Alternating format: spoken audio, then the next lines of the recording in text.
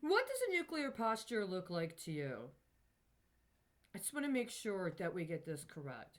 Are you supposed to have an erect spine? Are you supposed to use the Alexander method? Have you ever heard of that, the Alexander method? You know what that is? I heard of it once. I tried it myself, but you're supposed to be formally apprenticed and inculcated into it, and then it becomes natural. See, the whole point is that you spend specific periods a day and you meditate. And then when you meditate, you intentionally engage your body in particular posturing. And then when you do that, you practice consciously.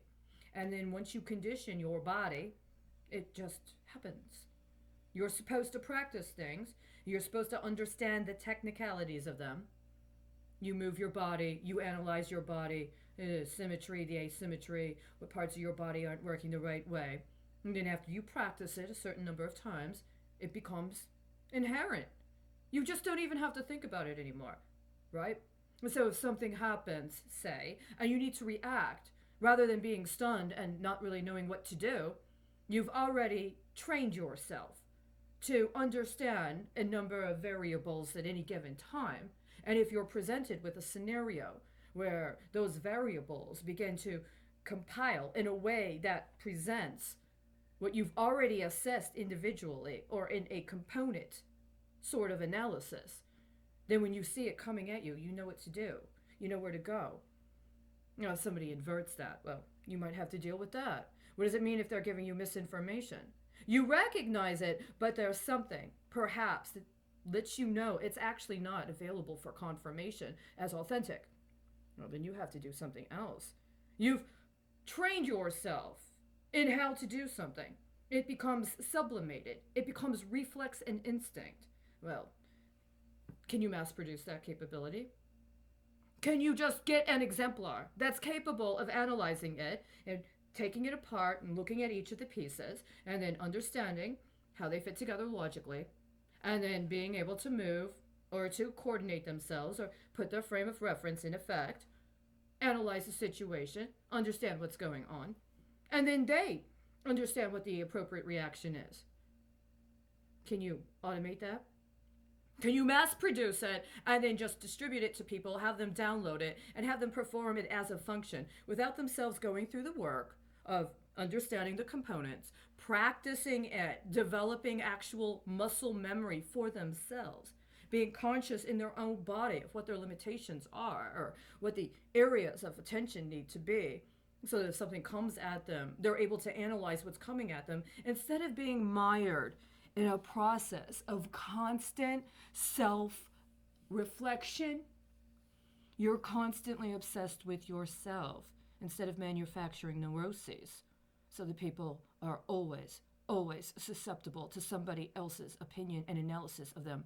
And so all they do is focus on themselves as the problem and focus on how do they appear or present themselves or engage themselves in a way that pleases the observer. It's the absolute opposite, isn't it? It's a very unnuclear posture, isn't it? Does it matter if you're erect? Your hips are parallel, your shoulders back appropriately, your neck not out too far. When you slump down, it impacts your body. If you see somebody from a profile, you're expecting a specific kind of musculature, maybe a certain proportion or displacement of body fat. Is that still nuclear to you? Do you prefer it to have a certain sleekness? Does it really matter if they're not capable of analyzing it for themselves, but you've just been able to attenuate their hormone levels so that their body actually conforms to a digital account that's been associated with them? And so they actually biophysiologically align with the projection somebody else put upon them. Well, at what point does it become a problem when they're just reciting something that's being transmitted to them? Have you ever seen that happen to somebody? When they're actually getting somebody to remotely provide them with a feed or stream of information that they're supposed to perform in the moment, but something happens with the transmission. Improvise, adapt, overcome. It's something I heard about when I was growing up. And so that's why when I saw that 720-page document, And I kept getting referred to 88. You know, the credit cards that had been approved for use by the federal government. And this particular person was mentioning the 86.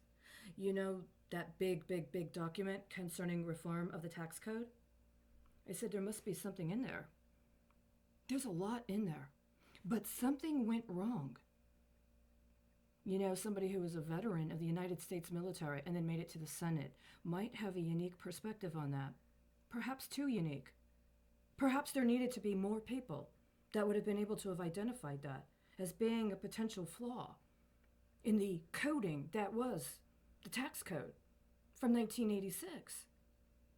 I think now I understand, right? Because see, in 1986, I was being programmed in that assembly line as that specific flaw.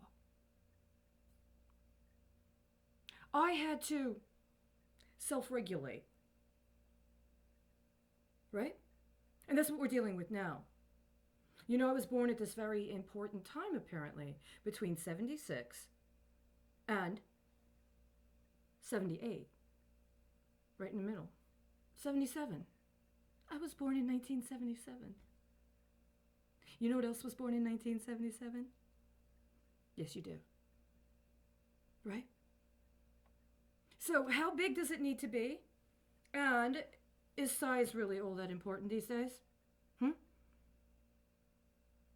This is as close as you're going to get to that pension payment you've been waiting for so long.